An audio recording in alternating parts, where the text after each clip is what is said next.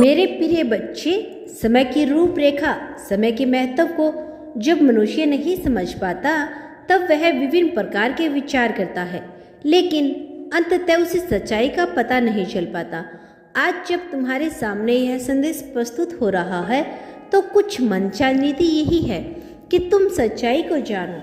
अब जब तुम्हारे लिए सच्चाई सामने आ रही है तो तुम्हें अपने आप को मजबूती से खड़ा करना होगा। कुछ बातें जिनसे तुम अनजान थे, अब वह वास्तविकता में तुम्हारे समक्ष प्रस्तुत होगी। मैं जानता हूँ कभी कभी तुम्हारे मन में यह विचार आता है कि यह जीवन निरर्थक है, लेकिन वास्तविकता में ऐसा अमूल्य जीवन तुम्हें मिला है। जब तुम इसके सच्चाई को जानोगे तो तुम स्वयं की प्रशंसा किए बिना नहीं रह पाओगे।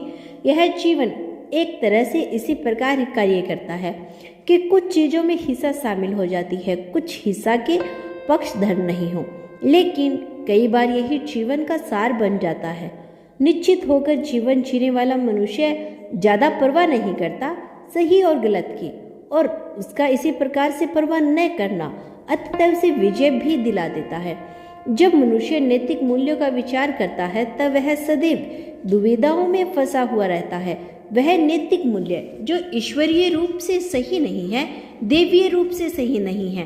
नैतिक मूल्य तुम्हारे समाज से तुम पर थोपे हैं, लादे हैं, फिर भला तुम उसे ही असली सत्य कैसे समझ सकते हो?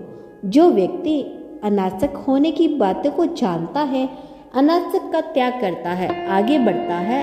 आसक्तियाँ का अर्थ है बहुत ज़्यादा लगाव लेना, किसी चीज़ से जोड़कर स्वयं को जान लेना, अपने आप को उससे दूर रखकर आगे बढ़ना ही अनासन शक्ति है। अशक्ति व्यक्ति जीवन में प्रगति पाता है। अशक्ति कई बार होना पड़ता है, कई चीज़ों के प्रति अपने मोह को त्यागना पड़ता है।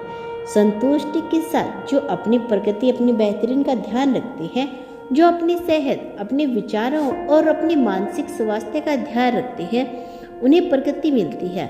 मानसिक स्वास्थ्य का ध्यान रखना सबसे बेहतर और कारगर तरीका यही है कि हर चीज़ को लेकर बेपरवाह हो जाओ।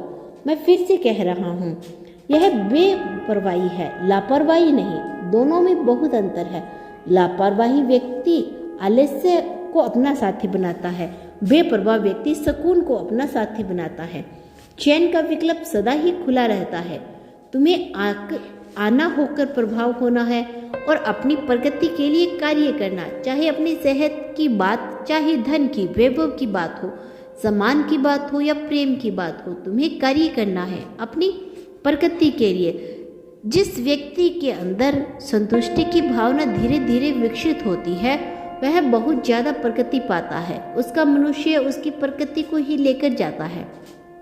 उसका अनुभव उसे बहुत ज़्यादा ताजा की दिलाता है। वह अपने अंदर बुद्धिमत्ता से भरा रहता है। मेरे प्रिय बच्चे, सहानुभूति रखने वाला मनुष्य प्रेम और करुणा से भरा होता है। सहानुभूति प्रदर्शित करने वाला मनुष्य जरूरी नहीं प्रेम और करुणा से भरा हो। इसीलिए तुम्हें उस मनुष्य की पहचान करनी है जो तुम्हारे प्रति वास्तविक प्रेम की भावना रखता है, ना कि तुम्हारे प्रति केवल सहानुभूति की भावना रखता हो। केवल सहानुभूति की भावना रखने वाला कभी भी सच्चा नहीं हो सकता।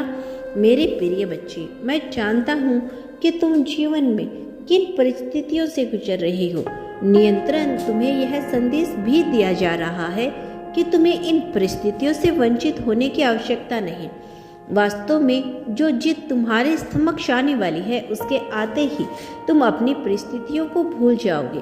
तुम्हारी परिस्थितियाँ तुम्हें अभी कई बार बहुत बड़ी गलती लगती है, वास्तव में वह अब बहुत छोटी है। मेरे प्रिय बच्चे, जब तुम चीज़ों की प्रशंसा, लोगों की प्रशंसा करना सीखते हो और उनसे उम्मीद कम कर देते हो या ख़त्म कर देते हो, तुम्हें उम्मीद से कहीं ज़्यादा मिलता है।